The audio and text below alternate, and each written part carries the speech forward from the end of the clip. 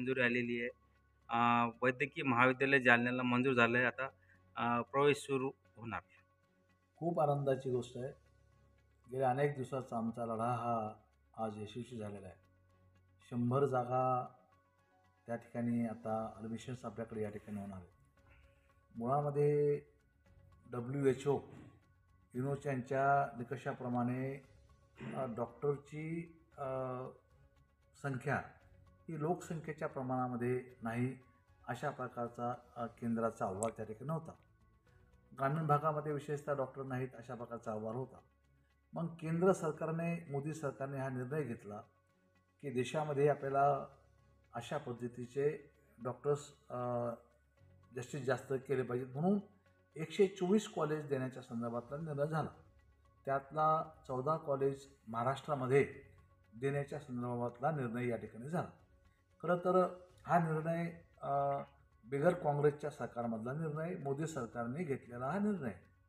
आणि मग यामध्ये महाराष्ट्र सरकारने भूमिका घेतली जागा देण्याच्या संदर्भामध्ये, इमारतीच्या संदर्भामध्ये, स्टाफ भरण्याच्या संदर्भामध्ये. त्यामुळं आता ही गोष्ट याला मान्यता घ्यावी लागते राष्ट्रीय वैद्यकीय परिषदेची. या राष्ट्रीय वैद्यकीय परिषदेला मान्यता मिळाली. आता 14 कॉलेजला महाराष्ट्रामध्ये या ठिकाणी मान्यता मिळालेली आहे. आता ही आनंदाची गोष्ट आहे की खूप चांगल्या पद्धतीनं 100 जागा या ठिकाणी मिळाल्या. खरं तर हे यश कोणी एकट्याचं नाही. आमचा हा संघर्षाचा लढा, आणि माननीय मोदी साहेबांनी हा निर्णय घेतला की राज्यातल्या सर्व भागामध्ये, आणि त्यात राज्य सरकारने, माननीय एकनाथ शिंदे साहेबांनी त्यामध्ये खूप प्रयत्न केले, आणि माननीय एकनाथ शिंदे साहेबांनी या संदर्भातला निर्णय घेतला, आणि तो निर्णय आज या ठिकाणी झाला. त्याबद्दल मी माननीय एकनाथ शिंदे साहेबांचे आणि सेंट्रल गव्हर्नमेंटचे मनापासून आभार व्यक्त करतो.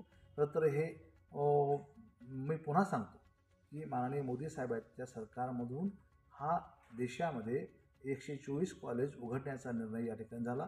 त्यापैकी 14 कॉलेज महाराष्ट्रामध्ये, आणि तेही माननीय एकनाथ शिंदे साहेबांनी खूप यासाठी प्रयत्न केले, त्यातून हे मंजूर झालं.